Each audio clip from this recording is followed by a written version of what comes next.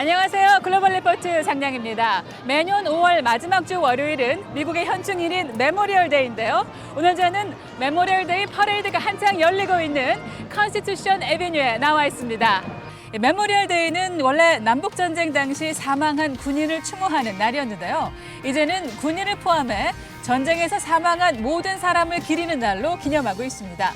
1971년 의회가 메모리얼 데이를 연방 공휴일로 공식 지정하면서 매년 나라를 위해 목숨을 바친 장병들을 추모하고 그 희생에 감사하는 여러 행사가 열리는데요. 지난해에는 신종 코로나 바이러스 확산의 영향으로 행사 대부분이 취소되거나 간소화돼 치러졌습니다. 또 미국에서 메모리얼 데이 연휴는 비공식적인 여름의 시작이자 본격적인 휴가철을 알리는 시기로 유통업계의 대형 할인 행사가 열리는 날로도 유명합니다. 다양하고 깊이 있는 세계 소식 글로벌 리포트 지금 시작합니다.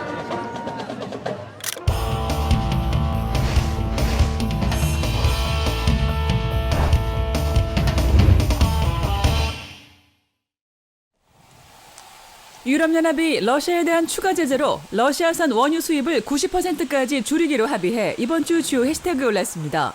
지난달 30일에 열린 유럽연합 정상회의에서 EU 정상들은 해상을 통한 러시아 원유에 대해 금수저처를 적용하는 등 올해 안에 수입량을 90%까지 단계적으로 줄이겠다고 밝혔습니다.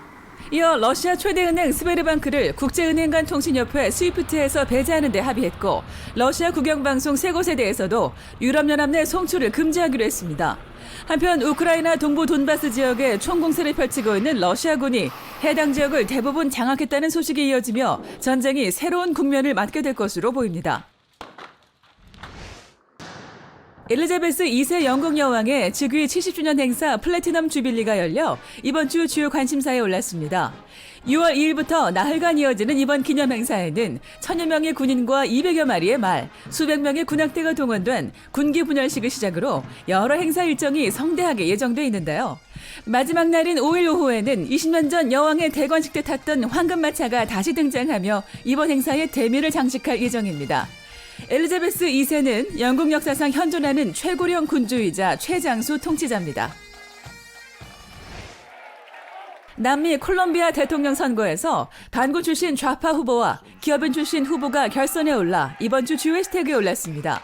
지난달 29일 치러진 콜롬비아 대통령 선거 1차 투표에서 구스타보 페트로 좌파연합 후보가 40% 이상 득표해 선두를 기록했고 포퓰리스트 로돌포 에르난데스 무소속 후보가 28%를 넘으며 그 뒤를 이었습니다. 현 콜롬비아 상원의원으로 활동 중인 페트로 후보가 최종 당선될 경우 콜롬비아 사상 최초로 좌파 정권이 출범하게 되는데요. 하지만 1차 투표에서 3위를 했던 중도우파 페데리코 구티에레스 후보가 에르난데스 후보 지지를 선언하며 결선 승부는 박빙이 될 것으로 전망되고 있습니다. 콜롬비아가 높은 실업률과 경제난에 시달리는 가운데 오는 19일 두 후보의 양자 대결에 귀추가 주목되고 있습니다. 중앙아프리카와 서아프리카의 풍토병으로 알려진 원숭이 두창이 지난달 초 영국에서 첫 발병 후 유럽과 북미, 중동과 호주 등에서 감염 사례가 속출하는 가운데 영국이 자국 내 확산을 막고자 지침을 발표했습니다. 감염자의 피부 병변이 아물고 딱지가 마를 때까지 자가격리를 하며 타인과의 접촉 또한 피해야 한다고 권고했습니다. 한편 세계보건기구 WHO는 원숭이 두창이 팬데믹으로 발전할 여부에 관해 관련 정보가 부족하나 가능성은 작다고 덧붙였습니다.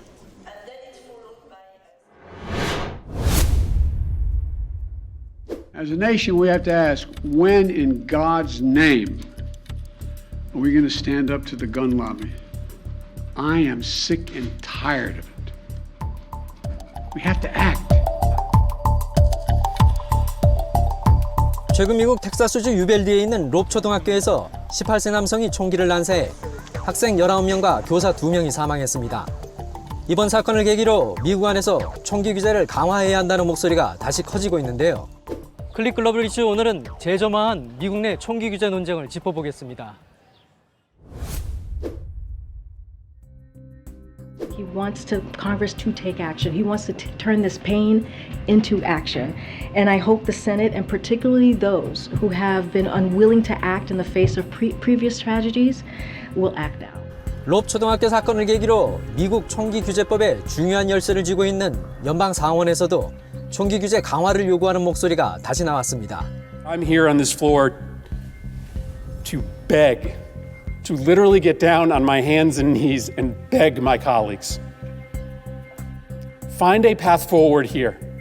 I understand my Republican colleagues will not agree to everything that I may support, but there is a common denominator that we can find.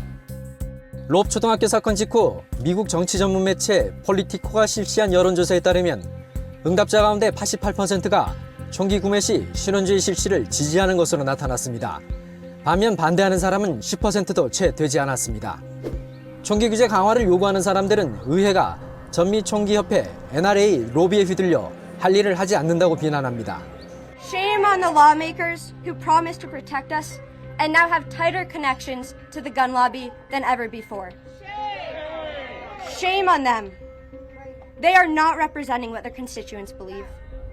실제로 지난 2012년 샌디훅 초등학교 총기 난사 사건 이후 총기 규제를 강화하려는 구체적인 움직임이 있었습니다.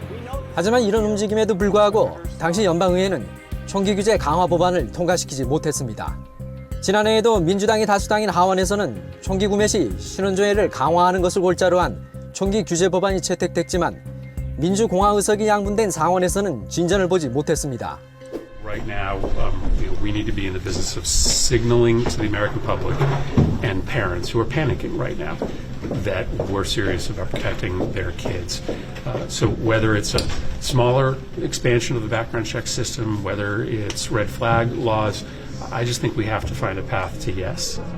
한편 미국 정치권에 강력한 영향력을 미치는 전미총기협회 NRA 그리고 총기 소지 권리 옹호자들은 총기는 수정헌법 2조에 명시된 권리라고 주장하고 있습니다. 이들은 총기 규제 강화가 총기 난사 사건을 완전하게 막지 못한다고 주장합니다. How is gun control going to help mass shooting stop? How? Guns don't shoot by themselves. You need somebody behind the trigger to pull it. So, no, I don't believe it's any firearms problem.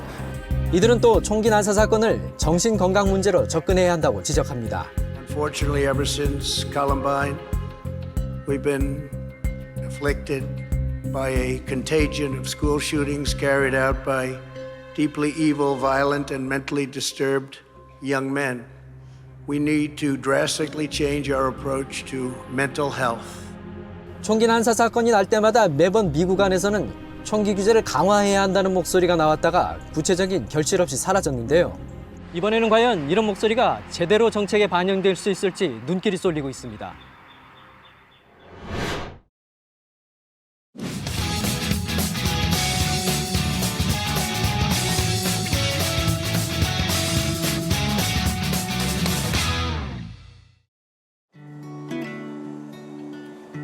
I grew up in Dalton, Massachusetts.